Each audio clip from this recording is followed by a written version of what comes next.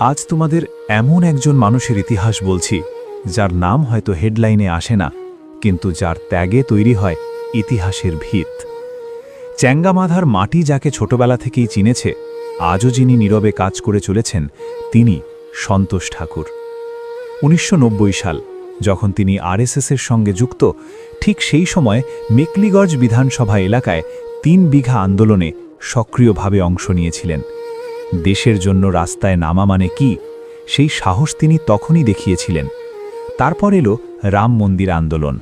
করসেবক হিসেবে অযোধ্যায় গিয়েছিলেন, নিজের নিরাপত্তা, নিজের ভবিষ্যৎ সবকিছুর ঊর্ধ্বে রেখে শুধু একটাই শপথ, ভারত মায়ের সেবায় নিজেকে উৎসর্গ করব।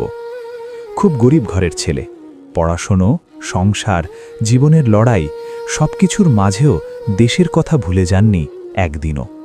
নিজের কাজের ফাঁকেই সময় বের করে সমাজ আর মানুষের পাশে দাঁড়িয়েছেন।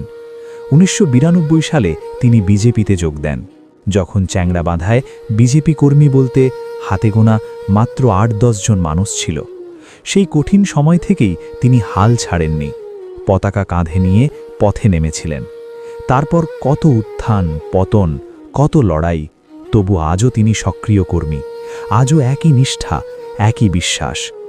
অনেকে রাজনীতিকে ব্যবহার করে নিজের জন্য, আর কেউ কেউ নিজেকেই ব্যবহার করে দেশের জন্য। সন্তোষ ঠাকুর ঠিক সেই মানুষদের একজন।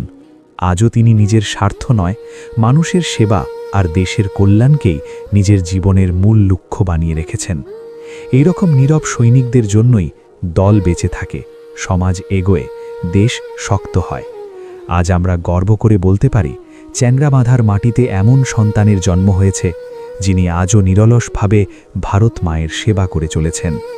সেলুট জানাই এমন যোদ্ধাকে, যারা আলোচনার বাইরে থেকেও ইতিহাস তৈরি করে যান প্রতিদিন।